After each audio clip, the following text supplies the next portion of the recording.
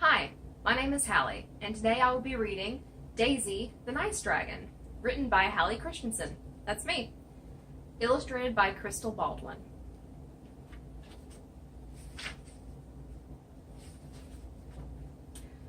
Once upon a time, in a magical land, there lived dragons. The nicest dragon of them all was Daisy. What made Daisy so nice, you might ask? Daisy did not eat animals. She still enjoyed flying around with her dragon friends and breathing fire, but eating animals was something that Daisy would not do.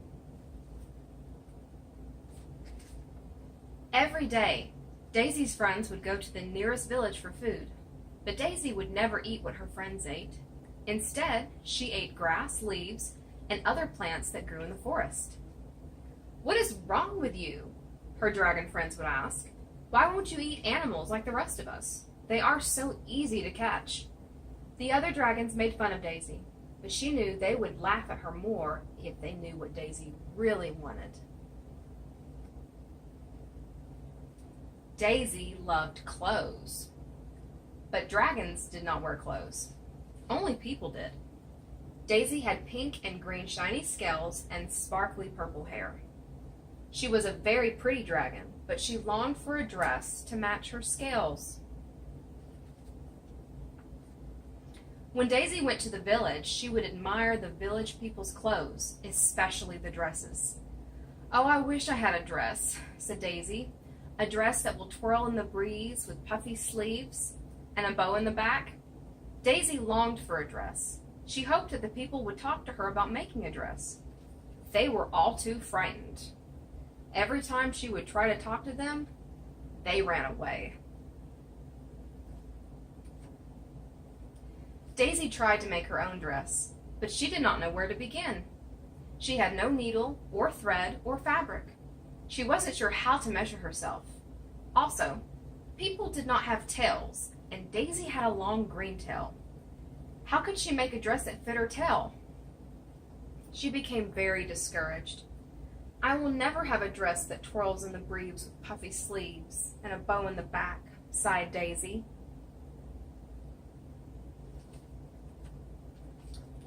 One day, the princess from the nearby castle was walking through the forest. She saw a pretty flower along the path and went to pick it up.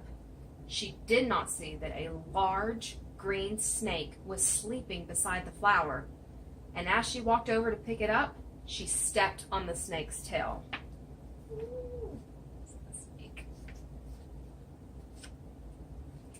The snake, who had been enjoying his afternoon nap, awoke with a start and bit the first thing he could see, the princess's leg. "Ow!" screamed the princess as she grabbed her leg. The snake slithered away. Frightened, the princess tried to run away, but her leg was in too much pain. She couldn't walk. "What am I going to do?" the princess thought. "How will I ever get back home?" "Help!" the princess cried. "Is there anyone out there who can help me?" "Oh no." Daisy had decided to go on an afternoon fly and was hovering over the forest. She enjoyed looking at the tops of trees. They reminded her of broccoli. "Help! Can someone help me?" Daisy stopped in midair. Was someone calling for help? "Help me, please!" Someone was calling from the forest. Daisy swooped down through the trees, looking for whoever was calling for help. Daisy spotted something big, fluffy, and pink. What could it be? As she got closer, Daisy soon realized it was the princess. Daisy landed just a few feet away from the princess. "Ah!" the princess screamed. "A dragon! Please don't eat me!" "What?" Daisy exclaimed. "Me? Eat you? I don't eat animals or people." "But all dragons eat meat," the princess cried. "All dragons but me," Daisy smiled. "I like to eat the leaves and plants that grow here in the forest." "You sure you don't eat people?" the princess sniffed. "I promise," Daisy said. Well, the princess thought, "Do you think you could help me get back home? I can't walk. I was about to pick that pretty flower over there when a big green snake bit me on the leg, and now I can't walk." "Oh no!" exclaimed Daisy. "That is horrible. We need to get you home quickly." "But how?" the princess asked. "I can't walk." Daisy thought for a moment and smiled. "You may not be able to walk," she said while extending her wings, "but I can fly." Daisy picked up the princess and carefully cradled her in her arms. With a big jump, she pushed off from the ground and was soon soaring in the air. "This is so much fun!" the princess yelled with glee. Daisy flew over all the forest, the villagers' houses, and all the way to the top of the hill where the castle stood. You can imagine the shock on the guards' faces when they saw Daisy at the door. "It's all right," the princess exclaimed. "Daisy does not eat people." Daisy smiled, and the guards cautiously let her in the castle. The king and queen, who once they learned that Daisy was a nice dragon, were so happy to see their daughter. The castle doctor was able to heal her snake bite.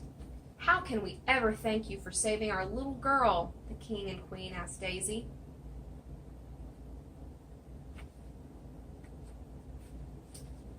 Daisy was so happy to have helped, and it was an honor to have saved the king's daughter.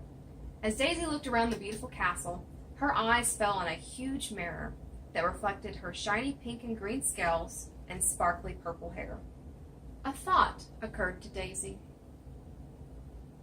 "Well," said Daisy, "there is one thing that I have always wanted." Daisy enjoys breathing fire, flying around the forest, and eating grass, leaves, and plants. She has a new best friend, the princess, and dines with her family once a week in the castle. She has shiny pink and green scales and sparkly purple hair. Daisy is unlike all the other dragons because she doesn't eat animals. Oh, and she also wears a dress that twirls in the breeze with puffy sleeves and a bow in the back. The end.